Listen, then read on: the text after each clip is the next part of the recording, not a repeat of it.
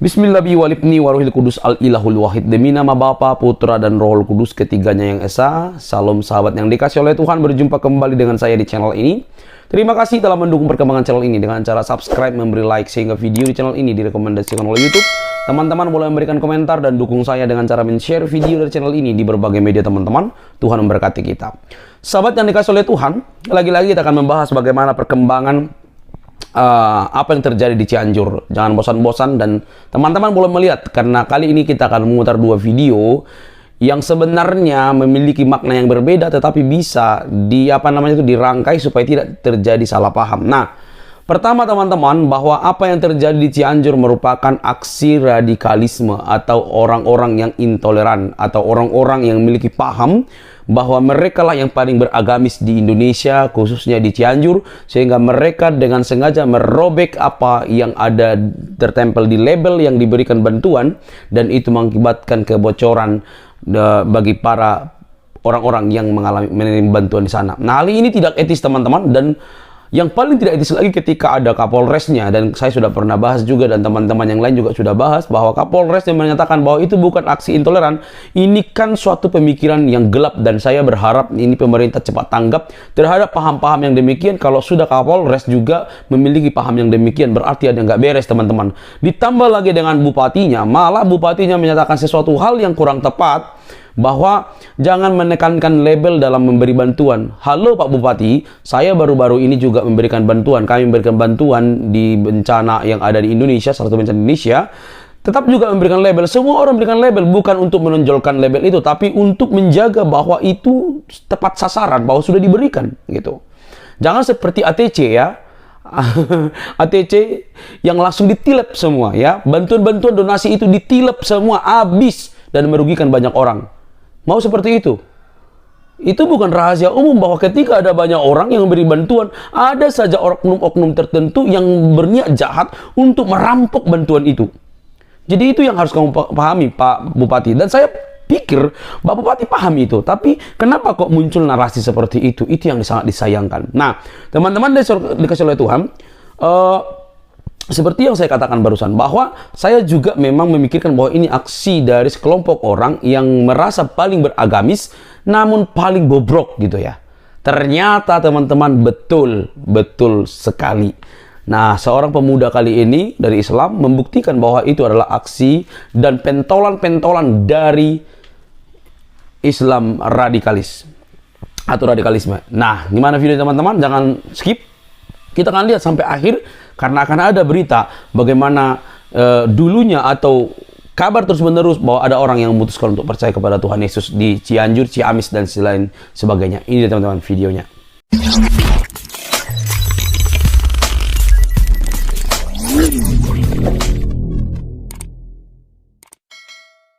Apa kabar Indonesia? Salam NKRI, tetap Bloko Suto. Di kesempatan kali ini saya ingin membahas tentang video yang kemarin lagi viral, yakni tentang pencopotan logo dari tenda bantuan yang ada di Cianjur. Ternyata siapa yang mencopot dari logo-logo ini adalah dari kelompok ormas yang bernama Garis. Garis adalah singkatan dari Gerakan Reformis Islam. Dan kelompok ini berbau-bau radikalis dan berbau-bau khilafah. Ketua dari Garis ini adalah Lucky Permana. Yang dimana Lucky Permana ini orang yang lagi memvideoin pas ketika video ini dibikin. Ini orangnya. Ini ketua umumnya ya. Ketua umum ini namanya Lucky. Siapakah Lucky itu? Lucky itu adalah anak dari Tat Hemawan. Siapa Tat Hemawan? Kalian tahu belum? Dia adalah pemimpin ISIS di Indonesia. Dan Tat Hemawan pernah berangkatkan 156 WNI untuk pergi ke Suriah untuk berjihad. Ini kelompok-kelompok seperti ini, menurut saya, sejengkal lagi udah akan menjadi kelompok teroris, kelompok-kelompok seperti ini. Yang perlu saya soroti kembali adalah pernyataannya dari Bapak Kapolres Cianjur dan Bapak Bupati Cianjur. Ketika kita udah mengetahui dari kelompok mana pelaku-pelaku pencopotan ini, kalian statement Bapak Kapolres yang seperti ini statementnya Bapak Kapolres ya. ya, saya akan tanya kepada Bapak Kapolres. Bapak Kapolres, ini menurut Anda bukan aksi intoleran yang seperti ini? Yes. Ini jelas-jelas aksi dari kelompok-kelompok intoleran. Dan ini tidak bisa didiamkan. Dan Anda kenapa kemarin seolah-olah takut untuk mempertegas bahwa ini dilakukan oleh kelompok-kelompok intoleran dari ormas-ormas tertentu? Harusnya Anda tegas. Sekelas Kapolres loh. Tapi kenapa Kapolres dari Cianjur seolah-olah loyo, seolah-olah lemah Anda? Sepertinya Bapak Kapolres ini belum mampu menjadi seorang Kapolres sih. Buat Bapak Kapolri, sepertinya Kapolres Cianjur tidak mampu menjadi seorang Kapolres. Maka dari itu, copot Kapolres Cianjur. Ini kita belum bicara dampak, saudaraku. Seperti ini. Ini hasilnya nih. Yang dicopot, oke, gara-gara ormas ini, yang dicopot ada tulisan gerejanya di sini ya. Kan keluar titik-titik tuh di situ tuh, jadi bocor ya. Ini semua sama tuh, ditambah pakai terpal, pada bocor semua. Ini gara-gara satu oknum ormas, bukan warga ya, dan mengatasnamakan agama. Harusnya agama Islam itu toleransi. Di dalam bocor kolong yang ormas gak jelas agama, menjual agama. Tolong mengerti kami.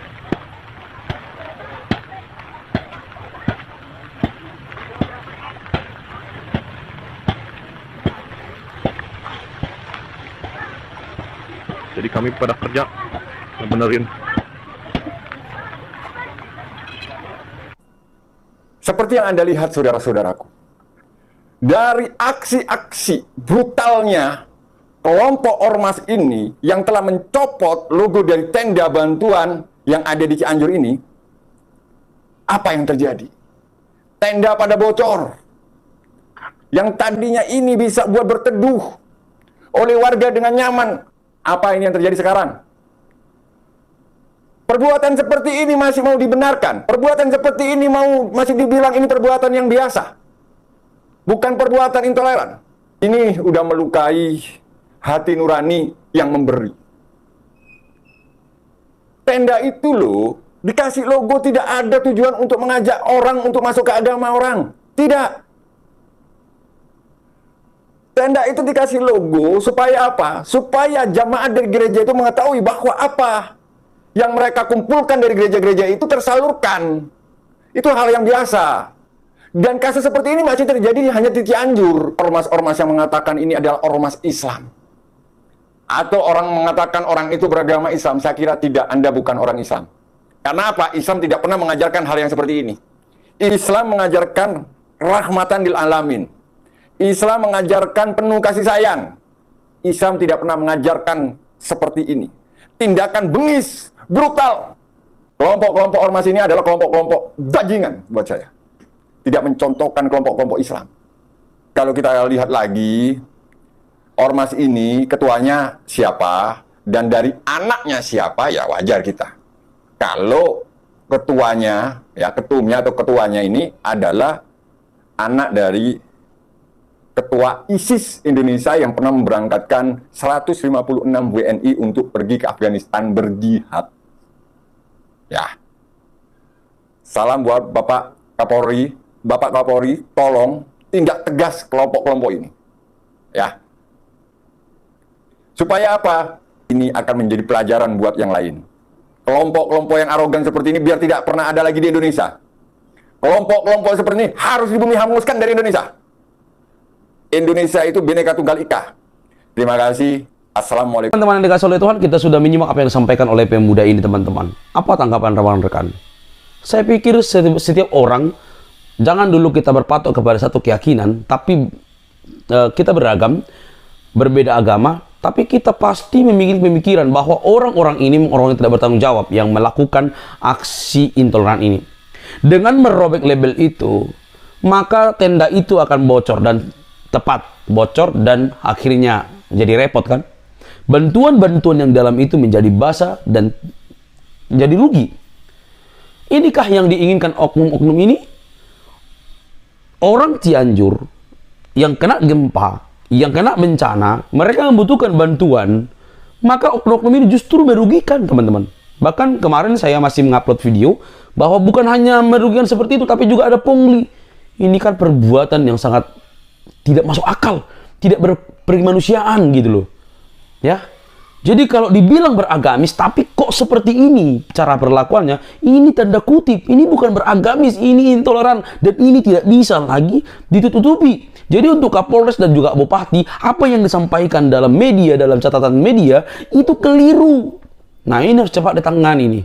Ternyata melalui narasi yang disampaikan oleh oknum muslim ini, mereka ini adalah pentolan-pentolan orang radikalisme yang menolak kebinekaan, yang menolak keberagaman dengan cara yang sederhana, bantuan yang hanya di label aja supaya bukti ada pemberian dari yang berbeda keyakinan dalam wujud kemanusiaan kepada orang-orang yang ada di Cianjur.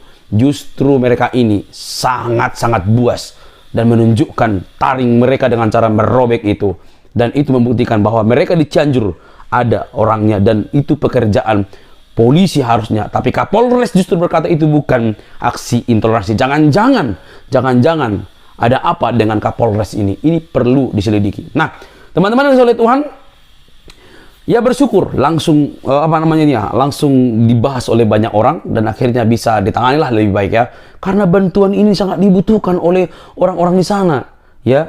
Bantuan ini sangat diperlukan orang-orang susah di sana. Mereka yang merasakan kesakitan, malah kok ada orang yang sehat seperti ini, yang merasa mereka paling beragamis, justru merugikan, justru merobek bantuan-bantuan, justru melakukan hal yang tidak baik di sana.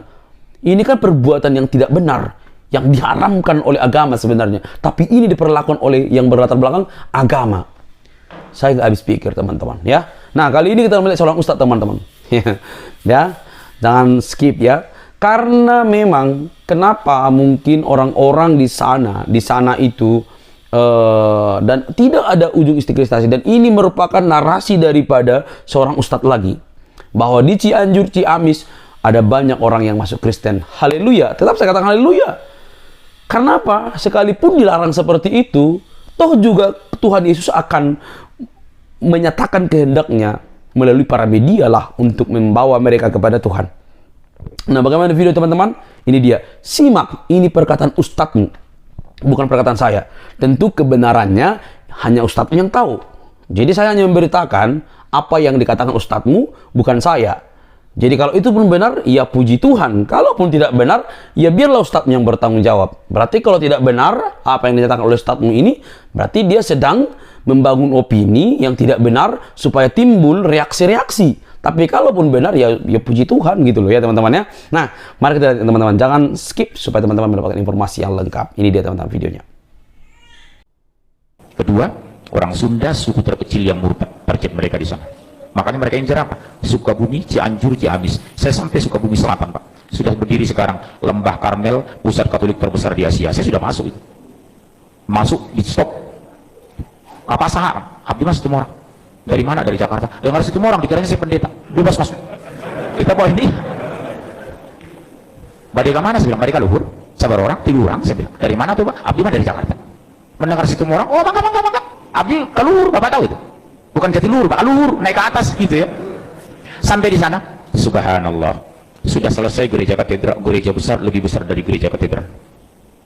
Disitulah saya tanya, berapa banyak Sunda yang dimurtadkan? Lengkap foto-foto dokumen saya simpan. Terbang saya ke Palembang, Pak. Berdiri lagi di sana, hanya 7 km dari UNSRI, Universitas Sriwijaya, Sekolah Alkitab Palembang. Seluas 15 hektar. Bapak dari mana? Dari Jakarta. Oh iya, Bapak Setumorang. Pimpinannya ternyata seorang Batak juga, Sinaga. Saya tanya, udah berapa lama berdiri? Udah 15 tahun. Oh iya, udah banyak yang orang masuk Kristen. Oh luar biasa Pak. Yang kita incar dari teknik fakultas, itulah saya dapat. Dari teknik ke dokter. Oh iya, oh bagus, di hati saya, dalam hati saya panas ini, gimana bagus, hati panas, oh bagus. Saya tanya, daerah mana yang mau dimurtadkan? Kami memfokus di 4 provinsi, Lampung, Jambi, Sumsel, Bengkulu. Sudah berhasil. Bengkulu Utara sudah satu desa masuk Kristen. Saya ketemu alhamdulillah, tokoh Bengkulu di Jakarta. Saya ngomong serius, Pak, tolong ya Pak, hati-hati. Bengkulu salah satu daerah yang akan dimurtadkan di Sumatera bagian selatan, Sumbaksel. Luar biasa, Pak. Lihat yang di Jawa Barat itu, Danu Khalil Winata, pendeta Danu Khalil Winata, pendeta Muhammad Solehin, pendeta Luman Sardi, pendeta Lisaudah. Saya bingung lihat umat Islam, saya angkat ini nyaris tidak ada yang peduli. Padahal kata Rasulullah terhadap orang murtad, nasihati, kalau mereka tidak kembali ke Islam, yang murtad dan dimurtadkan pancung. Makanya Amerika tidak suka sama Afghanistan itu, karena Taliban itu, kalau ketahuan ada misi Katolik Protestan yang masuk ke Taliban, coba-coba murtadkan, pancung. Bapak tahu nggak? Saya sendiri yang melaporkan ke Komisi Hukum, Komisi 3 Hukumnya, DPR. Kapolri Sutanto, Presiden, Wakil Presiden, Menko Polhukam. Saya antar sendiri di waktu itu. Ini ancaman terbesar bagi NKRI. Kenapa? Mereka sudah berani membangun pusat Kristen di mayoritas Muslim terbesar di Indonesia, Jawa Barat. Kalau melihat orang baca Kristen, saya nggak terlalu pusing. Tapi kalau mendengar bahasa Sunda ke gereja, badika mana teteh? Badika gereja, teteh mah Kristen. Sakit itu di sini, Pak. Ini persoalan agama. Tapi Abdi bingung, orang masa dana cicing wae di itu. Cicing Pak, cicing wae. Hati-hati loh Bapak, orang Jawa Barat di sini. Peringatan besar Pak, Cianjur, Sukabumi, Ciamis. Saya keliling di 3 kabupaten ini. Kenapa Pak? Negara tidak pernah campur tangan ketika rakyatnya murtad. Yang kedua, demokrasi dan HAM dijadikan landasan melindungi pemurtadan. Betul? Bahkan zaman Pak SBY, orang murtad jadi menteri. Siapa? Menteri Kesehatan, Nafsi Amboy. Itu adiknya Profesor Dr. Hasan Walinono, mantan Dirjen Pendidikan Tinggi. Saya udah sampai ke kampungnya Pak di Sengkang itu. Dokter Nafsi Amboy. Itu Muslim Pak, masuk Kristen. Dia itu sama-sama saya di TBHMI. Senior saya beliau. Nikah dengan Gubernur NTT, Emboy, masuk Kristen. Masih saudara dengan Nurdin Khalid beliau itu, dari Sengkang beliau. Udah saya bujuk istri Pak Nurdin Khalid. Tolong Bu, bisa nggak dibujuk Ibu Nafsiyah itu ke rumah? Kenapa? Saya ajak dialog. Karena saya ngisi di rumah Pak Nurdin Khalid. Sampai sekarang belum ada realisasi. Sama dengan Asmiranda. Sudah saya bujuk keluarganya. Bu, bisa nggak dibujuk Asmiranda datang lagi ke Jakarta? Saya nanti bantu dia ruqyah. Termasuk Luman Sardi itu.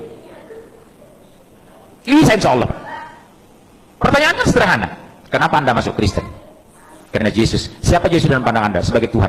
Tolong tunjukkan di Injil mana dalil Tuhan Yesus sebagai Tuhan. Saya bawa Injil aja. Ini saya punya Injil. Silakan baca. Tidak ada satupun pernah Yesus mengaku sebagai Tuhan. Tidak pernah Yesus minta disembah sebagai Tuhan. Bunda Maria yang terdekat kepadanya tidak pernah menyembahnya. Terus mana landasan Anda menyembah Yesus? Bapak punya doktrin ini loh sama anak. Bapak tahu perumahan Bugenville ini? Salah satu anak jamaah pengurus masjid murtad itu. Bapak tahu Masjid Raya Pulau Asong?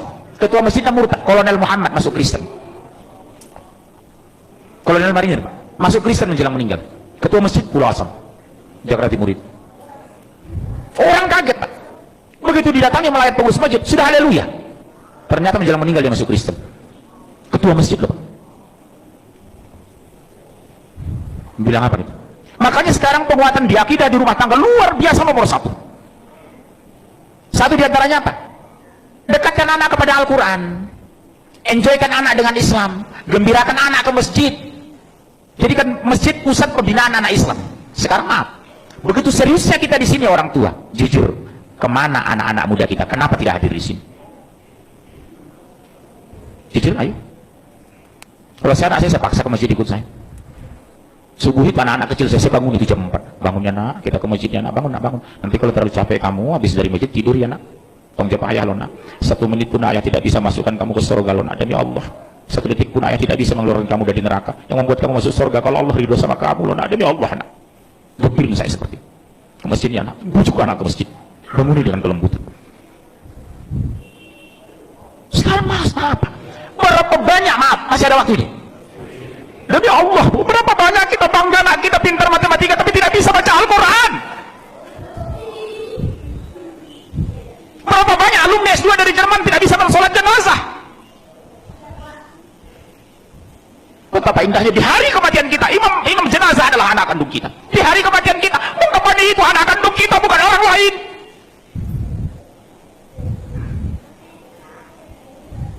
Saya pergoki Pak, demi Allah.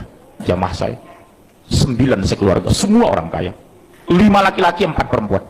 Di hari kematiannya, semua nelpon saya. Tolong Ustaz carikan yang memandikan ibu kami. Subhanallah. Betapa sakitnya hati seorang ayah. Di hari kematiannya, anak menjadi penonton. Betapa indahnya hati seorang ayah. Di hari kematiannya, membuka busananya anak kandungnya, memandikan anak kandungnya, imam jenazah anak kandungnya. Makanya kata Rasulullah, orang yang paling berhak terhadap jenazah adalah ahli warisnya, saudara senasabnya. Sab pertama anak dan mantu kita, sab kedua saudara sepupu kita, sab ketiga tetangga kita, sab keempat teman kerja. Jangan kita merapat ke depan yang bukan hubungan darah dengan jenazah. Makanya saya kalau masuk jenazah ke masjid, Pak mau jadi imam? No. Ada anak kandung nggak? Maaf ya Pak, nggak ada. Saudara kandung ada nggak? Sepupunya nggak? Dia lebih berkewajiban dari saya Pak, bukan saya mau jadi imam jenazah.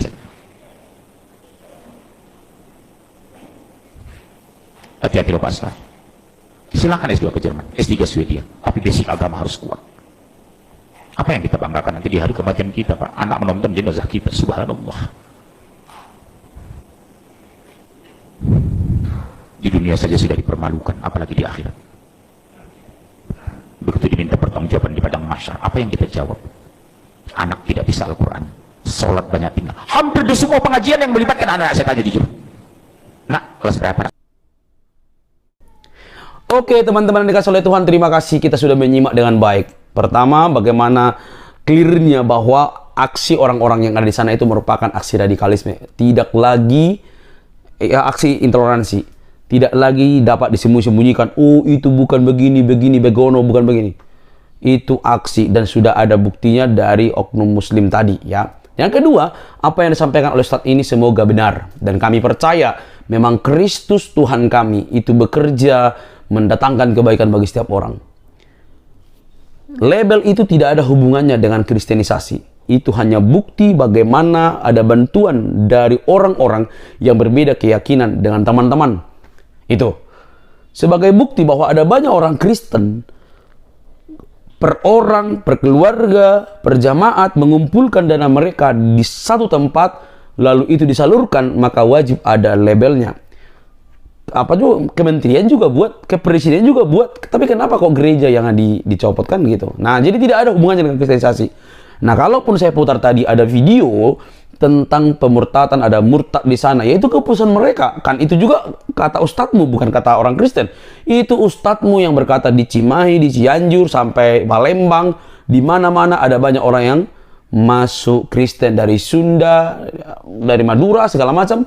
Itu keputusan mereka dan itu dijamin oleh undang-undang bahwa setiap orang memiliki kebebasan dan hak untuk memilih keyakinan yang dianggapnya itu benar dan itu dijaga. Jadi tak usah kalian kepanasan. Nah, sampai di sini bisa teman-teman. Ayo lawan radikalisme, lawan kaum intoleransi. Di Indonesia ini milik semua agama, milik semua orang. Ya. Sampai sini bisa teman-teman. Jangan lupa untuk mendukung saya dengan cara subscribe, like, comment, share sebanyak mungkin. Sampai ketemu di video selanjutnya. Tuhan memberkati. Bye-bye.